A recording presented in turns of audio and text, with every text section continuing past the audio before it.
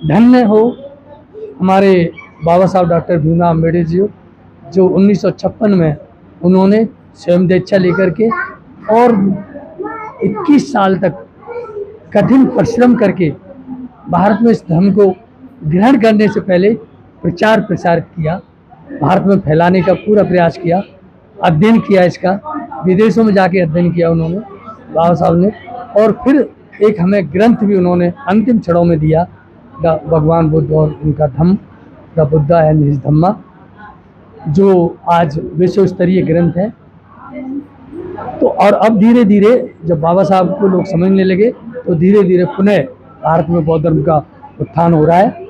और आप देख रहे हैं, मैं भी स्वयं देख रहा हूँ, आप भी देख रहे होंगे, क्योंकि मैं अपने छात्र जीवन से ही इस धर्म के कार्य में या समाज के कार्य में संघर्षरत हूँ। और मैं आज देख रहा हूँ कि उसका बहुत तेज़ी से भारत में विकास हो रहा है। जय भीम। मैं अरविंद कुमार। साथियों, जो आज का बुद्ध पूर्णिमा का जो कार्यक्रम है, जिसे विश्व के कोने कोने में मनाने की कोशिश की जा रही, जो कि बुद्ध को समर्पित लोग हैं और बुद्ध को समर्पित व्यक्ति बुद्ध के रास्ते पर चलते हैं। आपने जो आज कार्यक्रम किया है बुद्ध पूर्णिमा का, वो आप इसके साधुवाद के पात्र हैं सर। लेकिन ये जो हमारे लोग हैं, हमारा जो देश है, वो बुद्ध का जन्म हमारे देश में हुआ, लेकिन उस बुद्ध के विचारों का विकास विदेशों में हुआ, ऐसा क्यों? हाँ, मैं आपको पहली बात तो आपके चैनल के माध्यम से आपको मैं साधुवाद और धन्यवाद कहना चाहता हूँ, आपके टीवी चैनल को।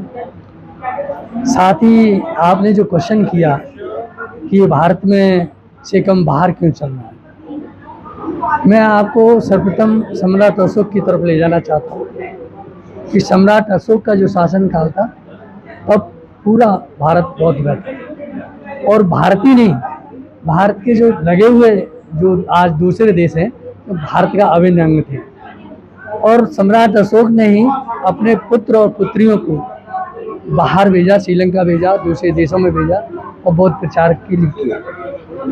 यहाँ कारण क्यों हुआ प्राय लुप्त होने का, आप जानते हैं कि जब यहाँ मनु का विधान जो आया और यहाँ पर आताताई आए और उन्होंने इस धर्म को नष्ट करने की कोशिश की, चाहे वो मुस्लिम रहे हों चाहे वो हिंदू रहे हों, उन्होंने यहाँ लुप्त प्राय करने की पूरा प्रयास किया।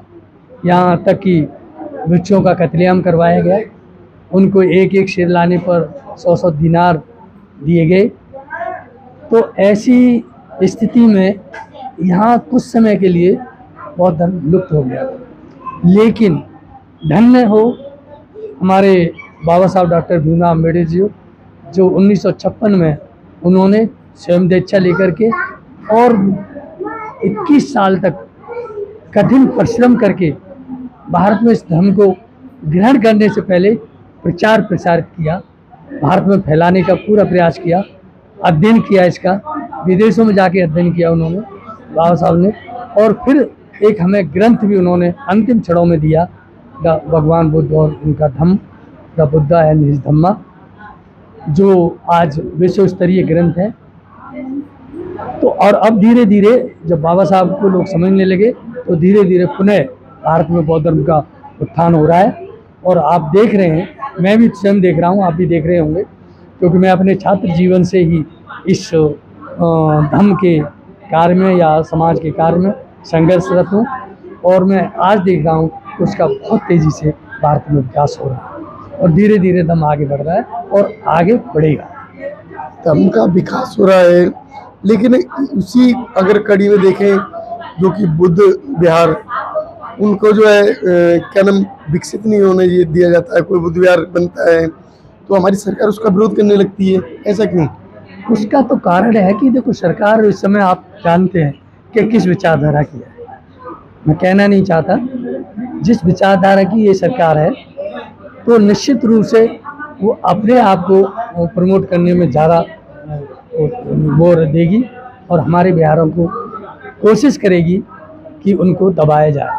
जैसा कि आप देख रहे हैं, बौद्ध गया जैसा आंदोलन इस देश में चल रहा है और बहुत सफल आंदोलन चल रहा है और हम उम्मीद करते हैं कि इससे कुछ न कुछ परिणाम आएगा। उसको जो अभी स्थगित किया गया था, क्या दोबारा से उसको चालू कर दिया गया है? हाँ बिल्कुल, उसे दोबारा से चालू कर दिया गया है। उसमें कुछ गलतफहमियां हुई थी भंते लामा के द्वारा, किन कारणों से मैं उन कारणों पर नहीं जाना चाहता, लेकिन पुनः जब वहाँ लोगों ने देखा कि ये तो हमारा कार्यक्रम जो है पीछे जाने की स्थिति में है, तो दूसरे लोगों ने आकर के उसे संभाला और अंत में भंते लामा को भी वापस उस आंदोलन में आना पड़ा। जो अभी का जो आंदोलन है उसकी क्या स्थिति है, क्योंकि आज बुद्ध पूर्णिमा है, आज वो बहुत भव्य कार्यक्रम होना था, उस पर आप क्या कहेंगे?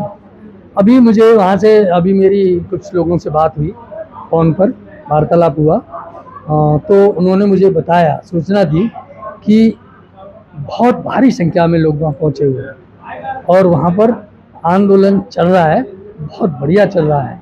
और जैसा कि हम उम्मीद कर रहे थे कि उसको भ्रम फैलाने की कोशिश की थी कि ये समाप्त हो गया है, तो ऐसा नहीं है, वो समाप्त नहीं हुआ है और वो आज भी वो बहुत तेज़ी से वहाँ क्या चल लगता रहा है है। आपको? लंबी लड़ाई है, समय लगेगा, लेकिन ये कारवां आगे बढ़ेगा। साथियों, आज़ादी के बाद ये जो बीटी एक्ट अभी भी लागू है, लेकिन संवैधानिक अधिकारों को देखते हुए बीटी एक्ट को समाप्त कर दिया जाना था। लेकिन जो हमारे देश में एक बुद्ध के विचारों को तो मानने की कोशिश की जा रही है, लेकिन उन्हें लागू नहीं होने दिया जाता। तो लागू होने से जो रोकना है सरकार का काम है, और आपका क्या काम है सर? देखिए, बीटी एक्ट की जहाँ तक बात है, अगर आप पीछे इतिहास में जाएंगे तो बीटी एक्ट आज़ादी से पूर्व लाया गया था, 1949 में या 1932 में, नहीं 1932 के बाद आया है बीटी एक्ट टैक्स जो है, ये आज़ादी से जस्ट पहले। तो वो जो बीटीएस जो एक्ट है वो लाया गया है, उस समय इतनी हमारे समाज में और बौद्धों में उतनी जागृति नहीं थी, इस कारण से वो अपनी मनमानी करने में सफल रहे।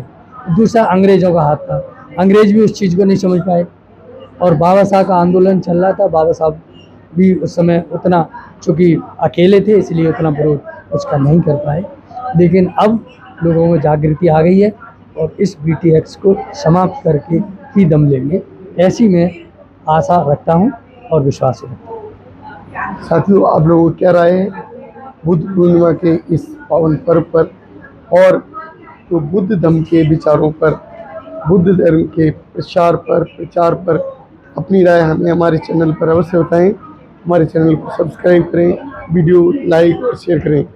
धन्यवाद। नमो बुद्धाय। जय भीम।